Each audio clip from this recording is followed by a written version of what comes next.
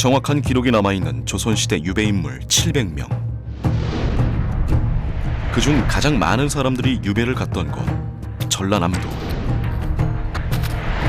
전남에서도 가장 집중됐던 유배지가 바로 진도였다.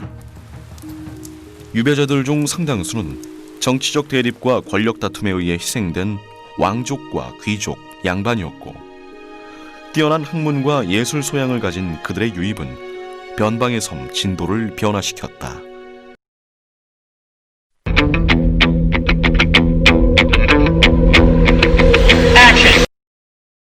으로 조선 후기 남종 문인화의 흐름을 주도했던 소치 허련 역시 광해군이 즉위하면서 영무로 몰려 유배된 임해군을 따라 진도에 온 집안의 후손이다.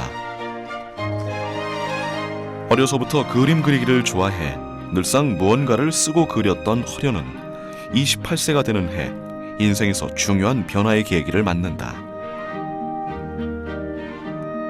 해남 대흥사에서 당대 최고의 학승 초이선사를 만난 것이다. 초이선사는 허련에게 시학과 불경 그리고 그림을 가르쳐줬는데, 그는 궁벽한 유배지 출신의 허련에게 그림은 물론 세계관을 정립시켜준 최초의 스승이었다.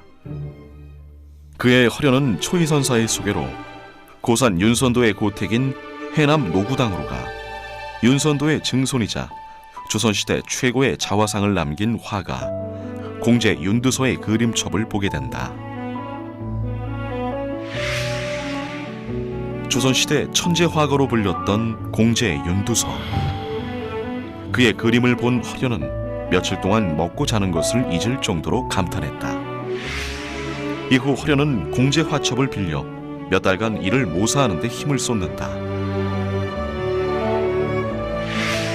1839년 봄, 허련은 공제의 작품을 모사한 몇 점과 스스로 그린 몇 작품을 초이선사를 통해 당대 문예를 이끌던 추사 김정희에게 보낸다.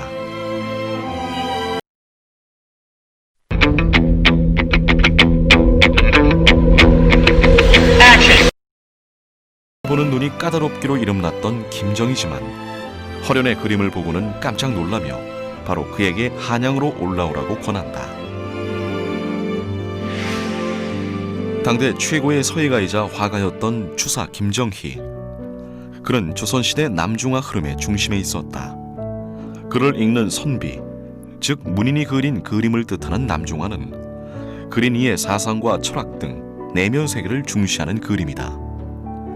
김정희 아래에서 그림을 배운 허련도 남중화를 일생의 지향점으로 삼았다. 김정희는 허련을 자신의 집에 머물게 하면서 그림 그리는 법을 친히 가르쳐 주었고, 허련의 그림을 자신이 교류하던 인물들에게 보여주며 칭찬했다. 그만큼 그의 가능성을 높이 평가하고 그를 아꼈던 것이다.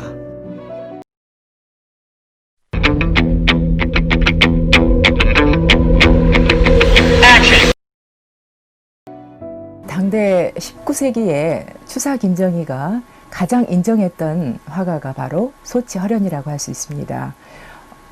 압록강 이동에 바로 조선이란 말이죠.